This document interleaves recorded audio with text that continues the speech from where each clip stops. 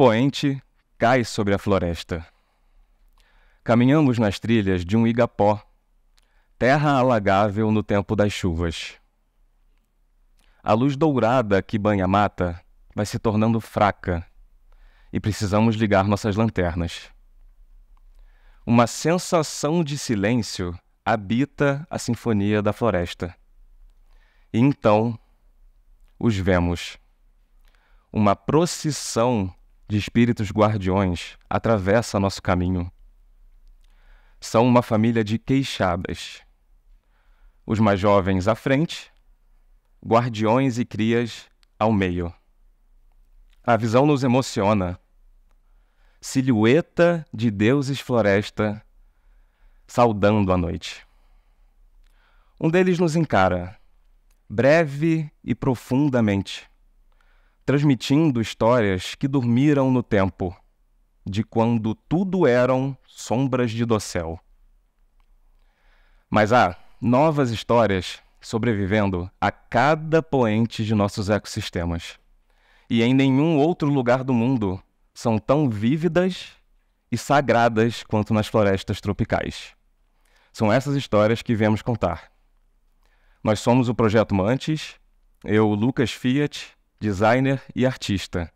E eu, Léo Lana, biólogo e poeta. Desde 2015, unimos ciência e arte na busca de um ser sábio, paciente e camuflado, o louva-a-Deus. Nos dedicamos a buscar espécies novas e raras, promovendo expedições às florestas, nos conectando com suas ancestralidades, dando gênese às novas histórias dos louva-a-Deus tropicais. Que histórias vocês já ouviram sobre o louva-a-Deus?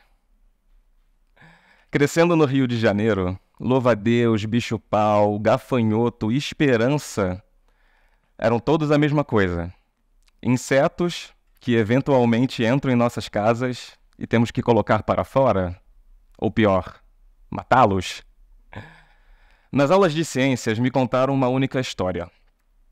Os louva-a-Deus são insetos carnívoros canibais e a fêmea come a cabeça do macho durante o acasalamento. Essa provavelmente é a história que vocês já ouviram também. E em países de clima frio, isso é verdade para algumas poucas espécies. Mas a imensa maioria dos louva-a-Deus habita as regiões tropicais da África, Ásia e América, onde esse comportamento não é observado.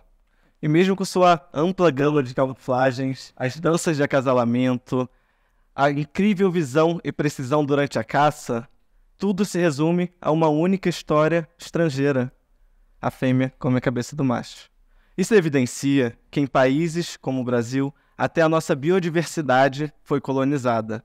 As centenas de povos que aqui viviam antes da invasão dos europeus não tinham histórias sobre o canibalismo sexual dos louva-a-Deus, porque simplesmente as espécies daqui não têm esse comportamento. Ainda assim, é a história que se passa adiante. Por que não falamos da nossa linda e rara louva-a-Deus flor? Ou o excêntrico louva-a-Deus dragão? É também missão de todos reconectar o país à nossa incrível biodiversidade nativa. Nossa jornada começa à noite. Estamos no Mato Grosso, extremo sul da Amazônia, região do infame Arco do Desmatamento. Há mais de um mês, eu e Léo caminhamos pelas florestas protegidas da RPPN Cristalino e nunca vimos tamanha biodiversidade. Hoje, vamos na trilha do Cajá, nova pra gente. E enquanto apoiamos nossas mochilas no tripé, uma cobra enorme, vermelha, vibrante, passa pelo meio de nossos pés, causando uma confusão. Levamos um susto. Ela, então, fugiu rapidamente para dentro da toca de uma aranha caranguejeira. E as duas ali se encostando na entrada sem o menor problema. Eis o clássico sinal de que a noite vai ser promissora. Nas nossas florestas não existe noite igual. Nessa, em especial, no fim da madrugada, finalmente encontramos ele, o raríssimo louva-a-Deus pipa. Que festa fizemos na floresta, levamos mais de um mês para achá-lo. Essas singularidades nos movem, No cristalino, vimos ao menos 30 espécies de louvinhas, várias novas para a ciência. Nenhuma floresta está realmente bem conhecida, e todas seguem ameaçadas.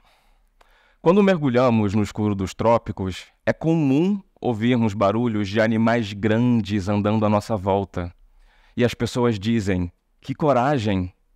Mas nossa resposta é a mesma. Não é preciso coragem, pois ali não há medo. A noite da floresta é gentil e protetora de milhares de seres.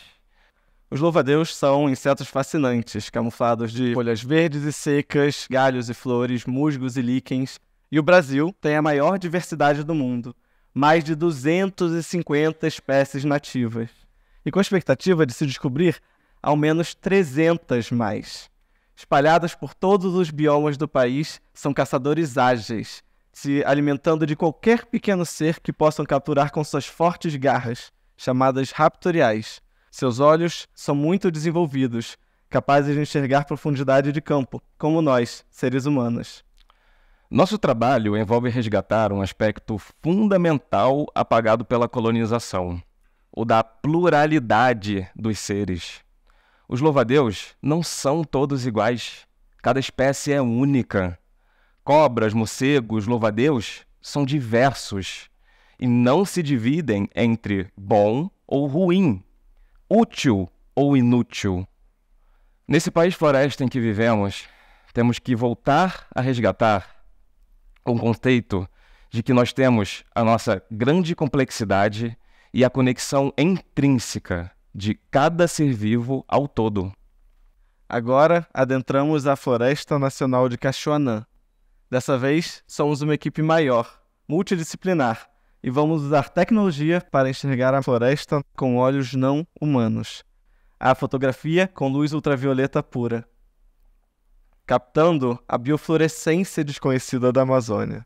Quando uma equipe é plural, também se tornam mais ricas as histórias e vivências. Quando a floresta anoitece, despertam os sons e cores mais exóticos e vibrantes. E então, no nosso primeiro flash UV, tudo brilhou. Revelou-se à nossa frente uma natureza com cores que nunca imaginamos, entre roxos, verdes, laranjas fluorescentes. A floresta também se expressa em cores que não enxergamos, mas vários animais são capazes de ver. Ao longo de um mês, captamos a biofluorescência de mais de 300 espécies, incluindo os primeiros registros para a louva-a-Deus e muitos outros bichos. De volta a casa, como o protocolo do Projeto Mantis é criar todos os louva-a-Deus coletados para pesquisa até a morte natural, o nosso lindo louva-a-Deus pipa havia se tornado adulto, e sua biofluorescência é inacreditável. Ainda não entendemos a importância, se é que existe alguma, da biofluorescência nos louva-a-Deus, mas nessa busca por um olhar cada vez mais diverso, esse se tornou um tema central da nossa pesquisa. Por que o louva-a-Deus folha seca, tão camuflado aos nossos olhos, tem esse brilho azul intenso? As perguntas são, de fato, infinitas. E cada expedição adiciona mais camadas. Algumas são básicas. O quão longe um macho de louva-a-Deus pode voar? Poderia atravessar rios ou somente centenas de metros? Quão boa é a visão noturna dos louva-a-Deus? Mas, ainda assim, resta sempre a questão fundamental. Quem são eles? Como são as espécies que ainda não conhecemos? Que rostos, personalidades eles têm? Quando olhamos lado a lado, de perto, eles compõem também um povo, um grupo de seres que habita nossos biomas há milhares e milhares de anos. Porém, a floresta, para boa parte dos brasileiros, passa a existir só a partir de 1500. A colonização deu novos nomes, cores, usos e formas, transformou a paisagem e seus seres, apagando a ancestralidade. Quando iniciamos o Projeto Mantis, a maioria das histórias que ouvimos sobre o louva-a-Deus eram histórias contadas pela mentalidade ocidental, que dispensou os saberes originários, colocando-os como crenças, superstições, um processo que continua até hoje. Junto do apagamento veio o fantasma do medo, enraizado em nosso inconsciente coletivo através de propaganda e desinformação. A floresta como o inferno verde, que precisa ser domada ou arrasada, pois não existe o conviver. O medo da mata impenetrável, o medo dos espíritos, medo dos povos da floresta, medo da noite, medo de animais como onças e cobras. Prevalece esse medo em vez do medo que deveria ser real, o de perder a pluralidade, de perder a biodiversidade, de ver exterminadas a cultura e a oralidade, as histórias humanas e não humanas que verdadeiramente sustentam a própria floresta. Para nós, só existe um medo nas noites da mata: o ser humano. É em zonas de conflito, onde atua o garimpo ilegal, o agronegócio predatório, a devastação da floresta, os interesses de vê-la destruída, aí sim há medo. Medo real. Medo de perder a biodiversidade fantástica que vemos e de perder a própria vida para quem considera descartável toda a vida à sua frente. Afinal, nos últimos anos testemunhamos recordes de desmatamento e o Brasil figura como um país que mais matou defensores do meio ambiente na última década. 20% das mortes no mundo. A narrativa dominante e amplamente difundida sobre nossos ecossistemas é antiquada, desatualizada, repleta de simplificações e equívocos sobre nossa riquíssima biodiversidade tropical. Para enfrentá-la, precisamos de narrativas múltiplas sobre nossas riquezas bioculturais. Contra movimentos como as retomadas indígenas, que unem as histórias ancestrais que resistiram ao genocídio a novos olhares, que experienciam a natureza e suas histórias verdadeiramente. Há um profundo significado em contar as histórias da nossa biodiversidade a partir da nossa terra, das regiões tropicais. Esse é o nosso trabalho com os louva-a-Deus, que permeia ciência e arte, razão e emoção, realidade e imaginação. Nascemos em um Brasil que achava que seus louva-a-Deus eram canibais.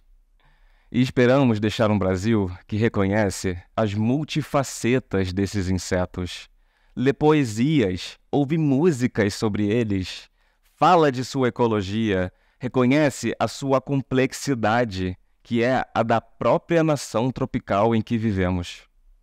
Muitos como nós mal podem esperar para conhecer os próximos louva-a-Deus das florestas tropicais. E hoje apresentaremos um inédito.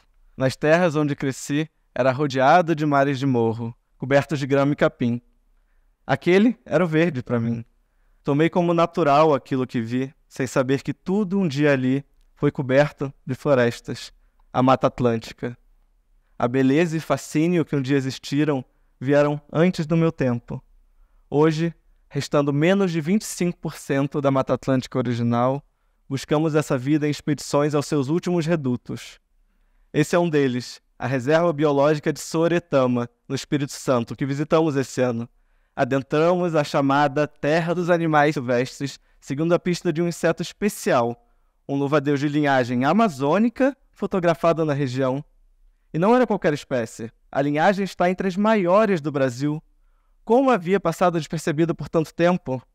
Bem, encontrar os louvinhas exige um olhar treinado e uma conexão profunda com as noites da floresta. Em uma semana de expedição, aos poucos, a noite revelava seus seres, uma mistura de Amazônia e Mata Atlântica, familiar e única, relíquias de quando as duas florestas eram conectadas há dezenas de milhares de anos. Nessas matas de tabuleiro, vimos antas e caramujos mil, tarântulas, esperanças, sinais de onças e muitos louva-a-Deus. Entre as mais de 15 espécies, algumas novas para a ciência, a nossa pequena grande estrela se guardou para o final. Às 4:30 da madrugada da última noite, ele apareceu. Enorme. Esse é Macromantis, de verde vibrante, asas transparentes e listras coloridas no corpo. Sua descoberta o colocou simplesmente no patamar de maior louva-a-Deus da Mata Atlântica. Como, em décadas de estudos, sua existência, sua história poderia seguir desconhecida? Precisamos olhar em volta. De um lado da estrada que circunda a reserva, ergue-se a mata exuberante. E do outro, isso. Uma terra desolada, de poeira laranja, coberta, às vezes, de verdes de capins e eucalipto, que de nada servem aos bichos selvagens. A Rebio-Soretama é um refúgio, um dos últimos, para o grande louva-a-Deus. É assim que resiste a Mata Atlântica. Em geral, o processo como até hoje se dá ao desenvolvimento humano do Brasil não enxerga tantas belezas e riquezas das florestas vivas, não enxerga suas histórias. Ele devasta e torna tudo igual. Afinal, vocês conseguem reconhecer qual dessas é Mata Atlântica, qual é a Amazônia? Essa é a cor, a forma e a memória do progresso, ainda enraizada em nós. Em 2022, foram desmatados por dia 5.600 hectares. Vocês conseguem ouvir o som da motosserra? Do fogo criminoso queimando? Em um dia como hoje, 1,5 milhão de árvores dizimadas, transformando Cerrado, Caatinga, Amazônia, Pampas, Pantanal, Mata Atlântica nisso. Paisagens completamente dismórficas, silenciosas, monótonas e indistinguíveis, pobres em vidas, pobres em histórias. A crise climática e a crise da biodiversidade são indissociáveis, e se ambas têm como causa um mesmo sistema incapaz de solucioná-las, também tem como solução a mesma pluralidade de mundo. Por isso, a importância de cada unidade de conservação, cada terra indígena marcada, cada pesquisa científica, cada ecossistema e cada comunidade onde ainda existem e resistem as histórias genuínas dos povos tropicais. Ainda há tempo de repovoar nosso imaginário e reencontrar a nossa biodiversidade. É noite de lua, canta belo e melancólico um urutau. Cruza o céu de estrelas um louva-a-Deus de estação, esperando ser descoberto. Vejo em volta a floresta que um dia existiu, guardada na memória do vento. E eu pergunto, vocês realmente enxergam a terra onde vocês vivem? Obrigado.